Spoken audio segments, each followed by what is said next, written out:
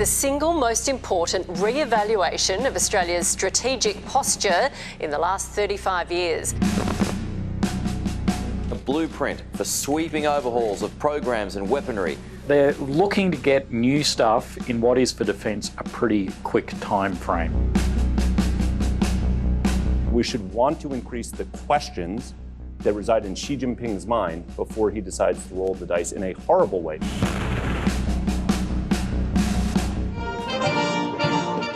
A bit like the AUKUS announcement a few weeks ago, there was a fair bit of hype in the language used to foreshadow the Defence Strategic Review released today. We confront the most challenging strategic circumstances since the Second World War, both in our region and indeed around the world.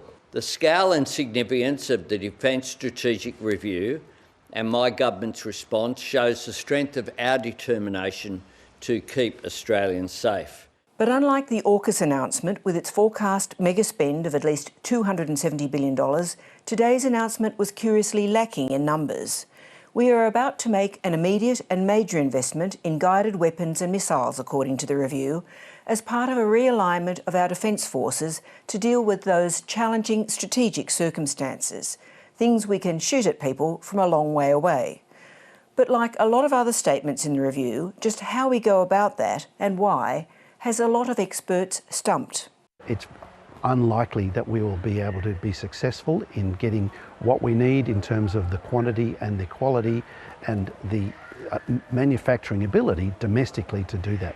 The war in Ukraine has depleted stocks of many of the precision-guided munitions that the United States was where we turned to supply them from. Many countries now want them, and for Australia to actually boost its very limited stocks of these weapons and munitions, we're going to have to seriously double down on getting licensed versions manufactured locally. It's perfectly viable for Australia to manufacture missiles to the designs developed by other people, importing a whole lot of components from other people. The question then is, what does that do for us? How much does it really enhance our strategic autonomy and capacity? The focus on missiles reflects a sense of urgency in the review, which says that in a missile age, we can no longer rely on our geography to give us warning time of a conflict. We no longer have a 10-year warning, and there are things we must do in the next 3 years. The threat is not of invasion, but of, quote, major conflicts that threaten our national interest. That includes everything from a conflict in the region like Taiwan to incursions into our economic interests on the Northwest Shelf. Nothing envisaged by this Defence Strategic Review materially increases our capacity to make a substantial contribution to a US-led coalition defending Taiwan, nor does it do anything to enhance deterrence of China, which is what the government keeps on talking about. If they're really serious about deterring China, then they're going to have to do a lot more, a lot faster than they're yet even beginning to contemplate. Missiles might be at the centre of the plan, but that makes the review's scathing criticism of the organisation whose job it is to buy guided weapons and missiles that much more disconcerting. The review says that this organisation lacks available financial resources over this decade and lacks the required workforce. It is yet to produce a strategy. In addition to the people shortages, there's the age-old problem of how defence goes about buying equipment. The review says the system needs to abandon its pursuit of the perfect solution or process and focus on delivering timely and relevant capability. It must be based on minimum viable capacity in the shortest possible time. The US alliance, the review says, is becoming, quote, even more important to Australia and proposes increased US forces presence in Australia and the region. This is despite the review noting the United States is no longer the uncontested leader of the Indo-Pacific and makes clear, quote, China's military build-up is occurring without transparency or reassurance to the Indo-Pacific region of China's strategic intent. This is unlikely to please the government's chief critic. We are now part of a containment policy against China. I think there's a political tension inside the Labor Party that reflects the Keating blowback, if you like, and that has generated a tension between what they feel they can fund and what they recognise the nation needs. The review emphasises the role of defence bases, ports and barracks in Australia's north, and says that long recommended but neglected upgrades, such as lengthening and strengthening runways, have to take place.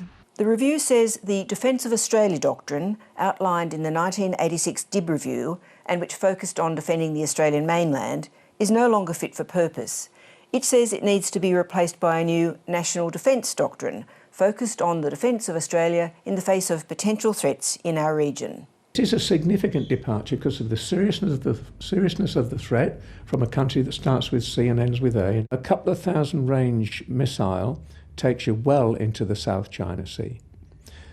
In a nuclear submarine submerged in the deep water trench to the east of the Philippines, just speaking theoretically, you understand, you could cover the whole of the Taiwan Straits. But some critics say, if anything, the review takes us back towards a defence of the Australian mainland posture. The submarine announcement, the whole AUKUS concept, very much embodied the idea that Australia's principal strategic priority was to support the United States in resisting China's challenge to the US-led order in Asia. And I think there are very big problems with that, but at least it was a clear approach.